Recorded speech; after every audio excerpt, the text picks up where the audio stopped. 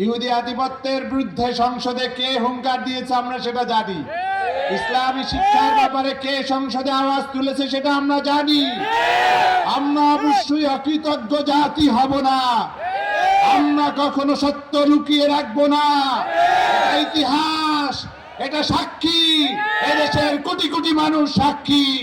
আর সেই সাক্ষী দেওয়ার জন্য আমি আজ এখানে এসেছি।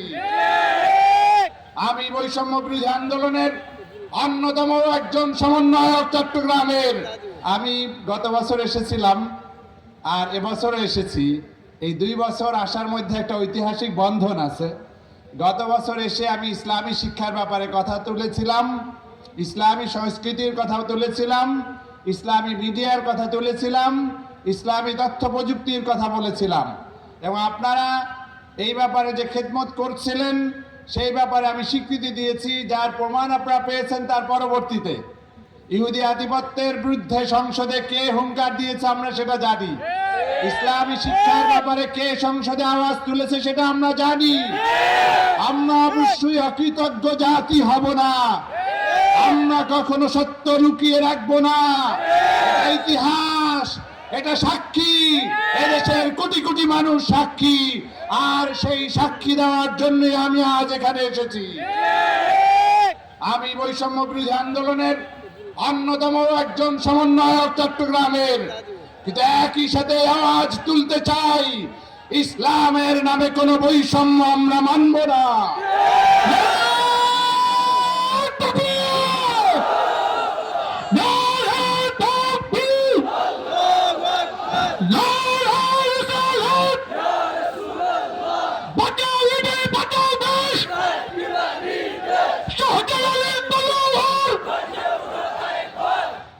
আলা ইন্না আউলিয়া আল্লাহি লা খাউফুন আলাইহিম ওয়া লা হুম ইয়াহজানুন। যারা আল্লাহর বন্ধু, যারা আল্লাহর খাঁটি বান্দা, তাদের কোনো ভয় নাই, তারা কোনো ব্যাপারে দুশ্চিন্তাগ্রস্ত হবে না। অতএব ও আমার ভাইয়েরা, ও আমার বন্ধুরা, তোমরা যে যেখানেই থাকো ইসলামের কাজ করো, খেদমত করো, কিন্তু আউলিয়া কেরামের সাথে দুর্ব্যবহার করতে যেও না, তাদের প্রতি অসম্মান জানাতে যেও না। তাহলে তোমাদেরই ক্ষতি হবে, এদেশের মানুষের ক্ষতি হবে, দেশের স্বাধীনতা সার্বভৌমত্ব চ্যালেঞ্জের মুখে পড়বে।